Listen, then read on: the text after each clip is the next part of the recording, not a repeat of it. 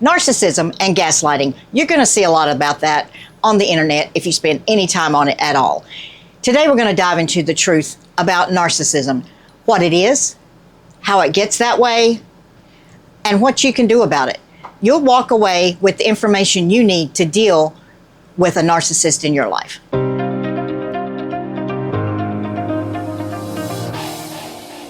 If you watched my video on the things that I would do differently if I knew what I know now and was raising my 5 children alone again, one of those things was I would not have remarried while my children were still in the house. Today I'm going to talk about the main reason why, because I know now, had no idea then, that person was a full-blown textbook narcissist. Before I was in this relationship, I'd heard the word narcissist like thrown around. I had heard people being blamed of being a narcissist. I had never heard the word gaslighting before. But that's when a light bulb went on. When I heard someone describe what gaslighting is, I knew I was in trouble. But that was 7 years in. We were married for 7 years. The first few were relatively good. Wasn't a fabulous relationship, but relatively good. The last few were horrendous. Today I'm going to talk to you about how you spot one, how they get that way, and how you deal with it. If you're questioning whether somebody you're in a relationship with, whether it's a spouse, a boyfriend, a fiance, a girlfriend, a boss, a parent, maybe even your child, is this person what they call a narcissist? Here are some red flags you can look for. First of all, they need to have all the attention. They do not like it when someone else is getting more attention than them. This particular person worked in a grocery warehouse and drove a forklift all the time. Good work, pretty good pay, had been there for close to 10 years, but was always passed over for promotions. Knew the warehouse in and out, knew what to do, but was always passed over for promotions, but it was never their fault. They were always given the inferior forklift, as if there's that much difference in forklifts in one single warehouse. But it was always, well, they gave me the bad one again. They're out to get me. Everything is about somebody's trying to take advantage of them. And eventually, if you're the person in the closest relationship with them, they think you're trying to take advantage of them too. They have no empathy for other people. They think everything, because it should be about them, other people's feelings don't matter. They're right, and everybody needs to do it their way. They also have this sense of grandiosity, that everything they've ever done is the best that ever happened. Apparently, according to the person I was married to, he was the best high school football player there ever was. He would have been in the NFL and been the best one of them if he hadn't blown his knee out. He expected people to treat him as a 30-something, almost 40-something adult, like he was praised and treated as a high school football hero. Now, whether those football stories were true or not, I don't know to this day, because he was raised in a different part of the country, so I had no way of knowing that. But everything that he did was better than everybody else's, and you couldn't tell him any different. You couldn't ask a question about it, actually, because that was seen as doubting his marvelousness. They typically, almost to a T, will start out love bombing. That's a term I had never heard before. It is amazing how people with this, I would say diagnosis, he was never diagnosed that I'm aware of, but these people who have these traits to be called a narcissist will start out a relationship with you doing what's called love bombing. Everything's wonderful. You are the most wonderful person they've ever met. At that point, everything's about you. Everything's about how great you are, how wonderful you are. You're the best employee they ever had. They can't believe how smart you are. They've always wanted a smart woman. I'm so excited about having a smart woman on my team. I'm so excited about being with somebody who can do all these things for herself and be independent. You really impress me as an independent, strong, sharp, smart woman. Until you're reeled in, you get reeled in, you can't be smarter than them anymore. You can't make more money than they do. You can't correct them because they're never wrong. But the beginning is the love bombing. You may get flowers, you may get gifts, you may get trips, you may get all these things, and a lot of promises of things to come. None of that materializes. Because once you're in the relationship, they know you're under their spell, then you find out that it really is all about them. It was a ploy to pull you in. Some common phrases they use: you're crazy, you're too sensitive, get over it, it's not that big of a deal. One of my favorites, sarcastically, one of my favorites, I never said that. You're not remembering correctly, because I didn't say that at all. I didn't spend any money on that. I don't know where the money went because I didn't spend it. To the point that it makes you start to think you're crazy. I'm a very smart person. I know that. I don't know everything. I also know that. But I made very good grades in school. I graduated from nursing school at 56. I know what I know. I also know what I don't know. But I know that I'm a smart person. And I know that if I don't know something, I can learn it. But he had come to make me feel like I was this big and dumb as a rock. And also was starting to make me think that I was kind of losing it and that my memory was going. That I had some kind of brain issue, because he was very convincing that I was remembering things differently than they actually happened. That was towards the end and where my tipping point was, because I knew what I knew, but there's somehow they work things so that you can't prove that you know what you know. It's very slimy. It's very cagey. You're always overreacting.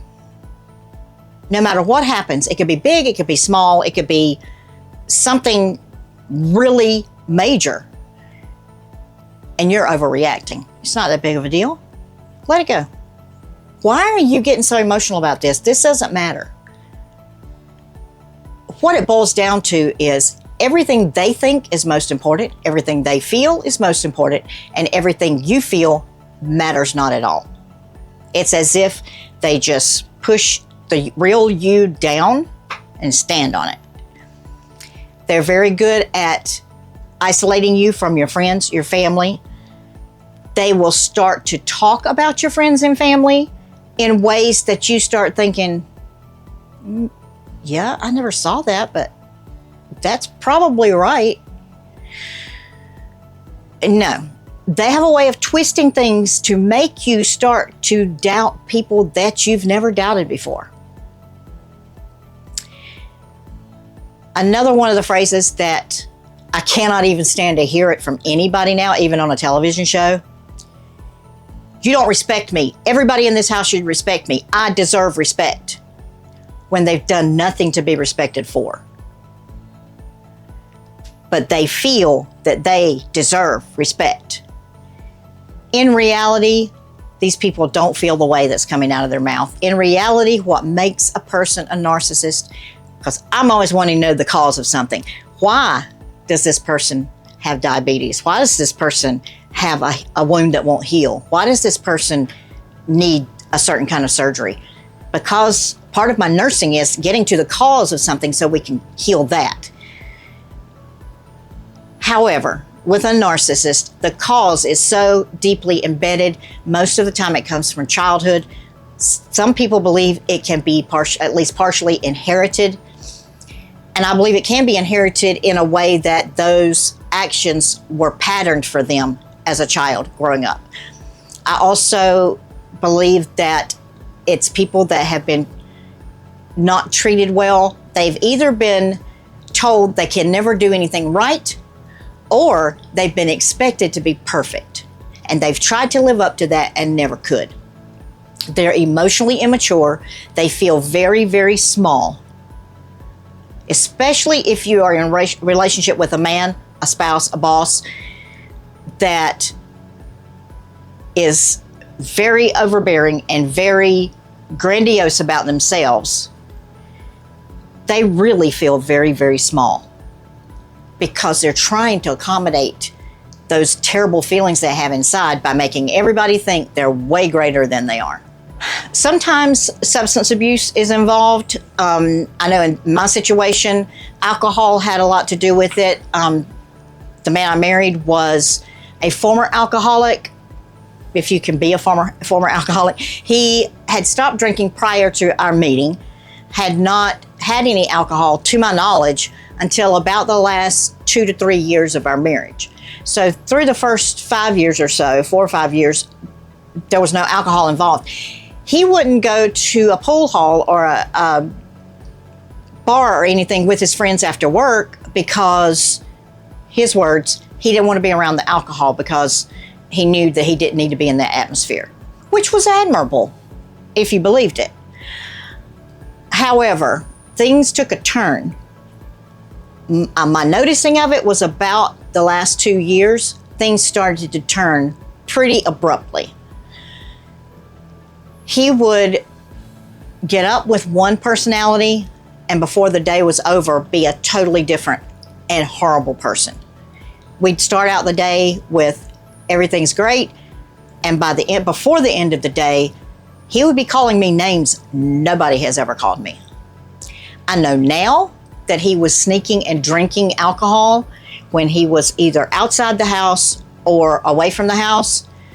And he has the kind, I know you've probably, if you know very many people, you know someone who once they start drinking, there's a whole different personality that comes out. And I'm not talking about falling down, sloppy, drunk, acting crazy. I'm talking about it looks like a different person. It got to the point towards the end that we didn't know which person was coming home. We didn't know if it was going to be the good dad, the good husband, or the literally scary husband. A lot of accusations were made.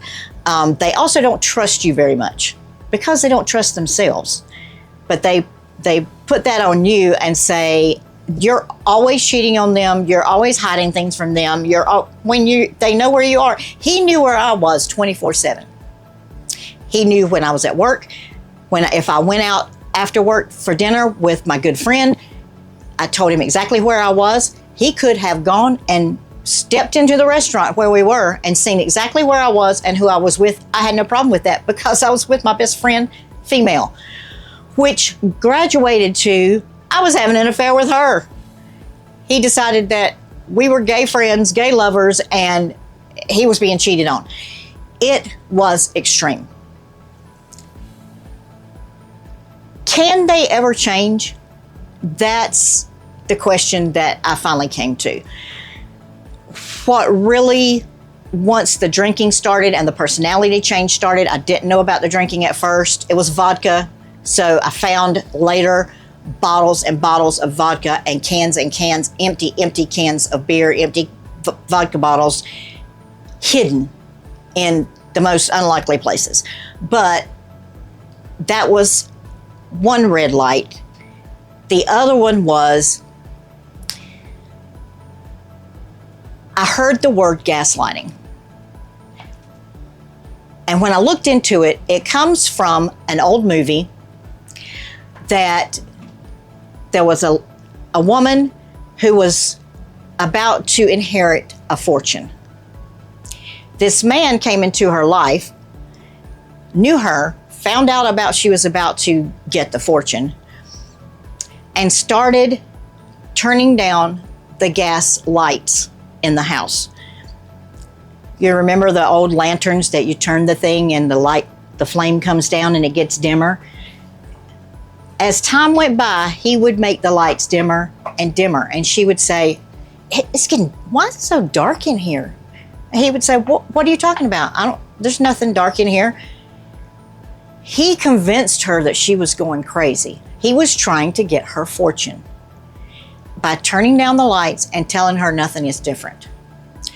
I'm sure there was a lot more to it, but that was the main characteristic that he was working on was making her think she was crazy, so that he could put her away in an institution and take her fortune.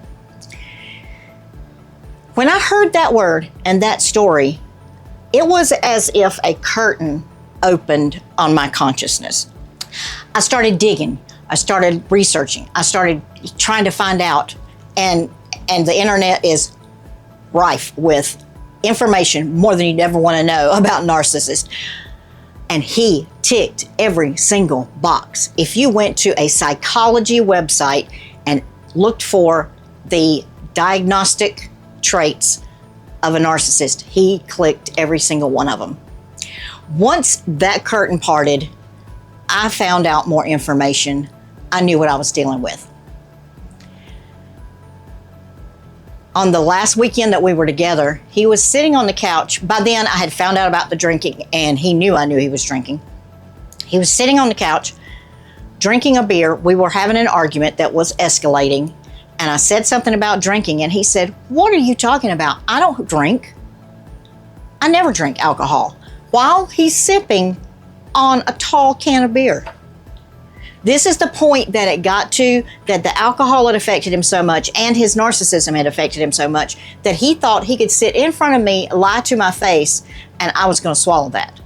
Wasn't happening. By then, I had his number. I had what was going on. I knew I'd studied psychology in school, so I knew that there were diagnostic traits for something like this, and had also found out that there's not a lot of hope for that. Can a narcissist be healed? It's possible, but it's extremely rare. Because for them to be able to get the help they need, accept that help, be able to do the inner work that they need to do, it runs totally counter to everything that they are. They would have to be self-aware. They would have to admit they'd done things wrong. They would have to admit that they lied. They're not going to do that. There are very rare cases of people coming out of narcissism to be an actually healthy, psychologically healthy person.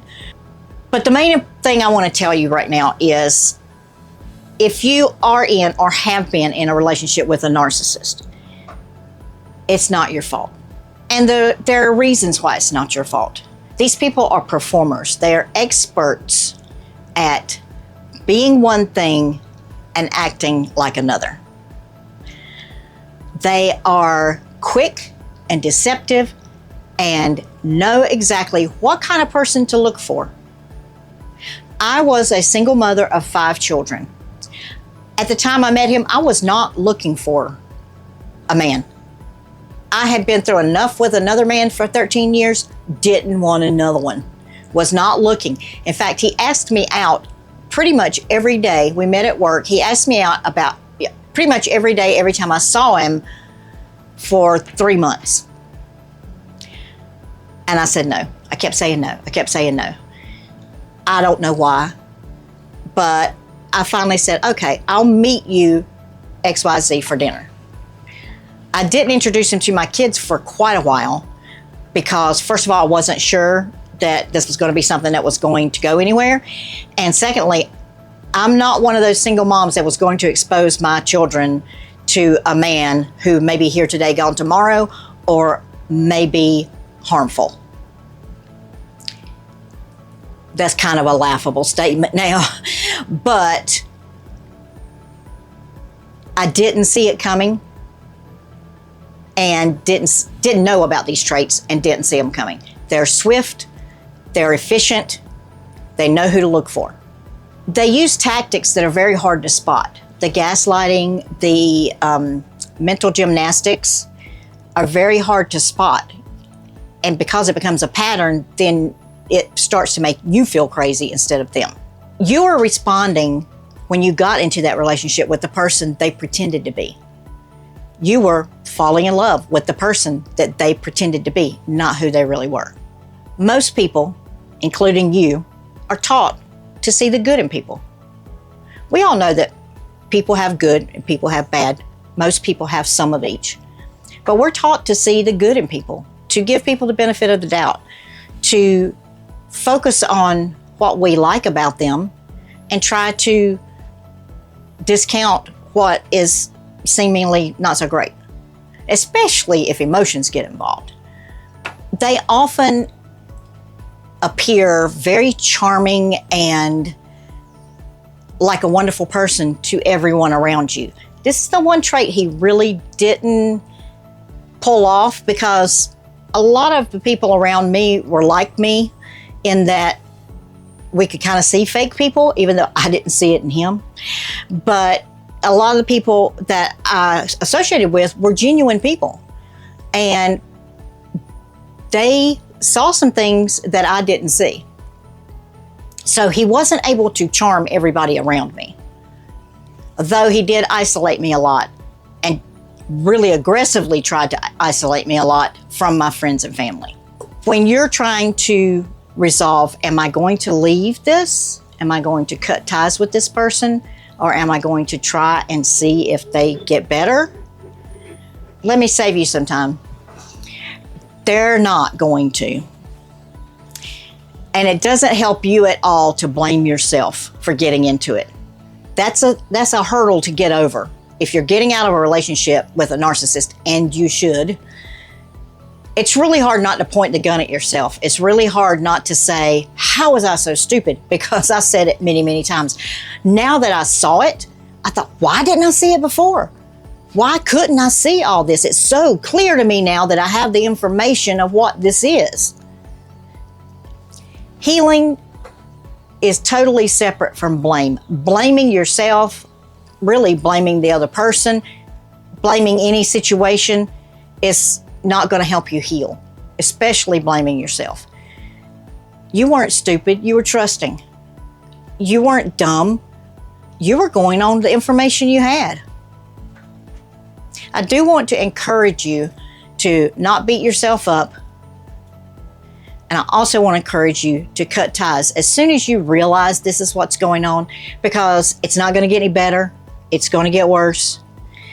And our relationship ended in one evening of a physically violent conflict that was terrifying.